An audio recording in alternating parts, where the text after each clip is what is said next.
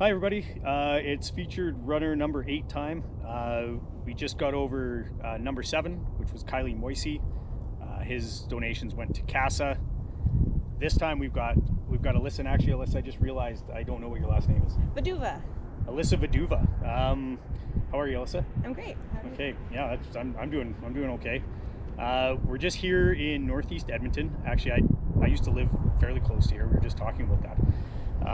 Alyssa, this is like your area. This is where you call home. Yes, yeah. This is where I started my running journey. One of my first runs was on this path, and then down perfect. there. So yeah. What made you want to start running? I actually used to be really overweight. I was over 275 pounds, and I realized that life is way harder when everything hurts all the time, and my mental health was struggling. So I just started that Couch to 5K app and went from there. You know, somebody else, Chris Skrenik, he was the second or third featured runner. He did the Couch to 5K app too. What is that? What's that all about? So it starts off, you do 3 runs a week, and it's a mix of run and walk. So I think the first week was like run 30 seconds, walk 2 minutes, and then every week it increases the amount of running and then decreases the amount of walking. So then by the end you end up run, walking, or running a full 5K. Awesome, Yeah. cool. So you recommend that to anybody? Anyone who wants to try to run, yeah. So you're a big like a running enthusiast now. Yes, I Awesome. actually just 2 weeks ago ran my first marathon, and my first 5K was in 2018. So Crazy, Yeah. Right on. That's awesome. Yeah. All right. Where was the marathon? it was actually in Long Beach, California. Oh, nice. Yes. Sweet. If you're gonna run a marathon, that's a pretty good spot to go, I guess.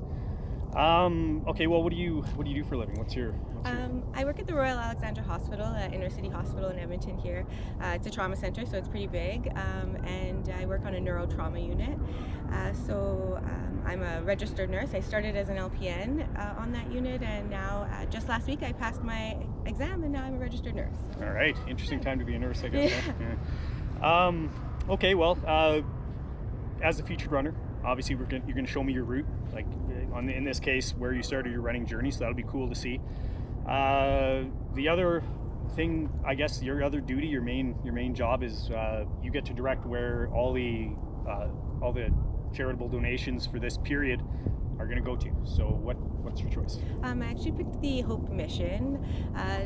Number one, because it helps the inner city population, but they actually just had a fire which knocked out a bunch of their winter supplies.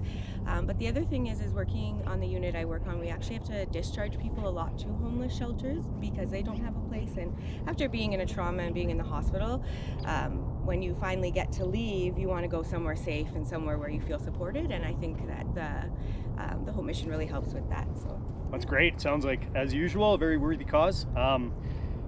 Yeah, so the donations, always appreciated by me, and more importantly, definitely appreciated by, in this case, the Hope Mission. If you're interested in seeing the donation tally rise or my progress on my attempt to run every street in the city of Edmonton, just visit www.thestreetsinitiative.org. And I guess once again, Alyssa, thank you very much for helping out. This is going to be another fun period, and we'll talk to you guys later. Thanks.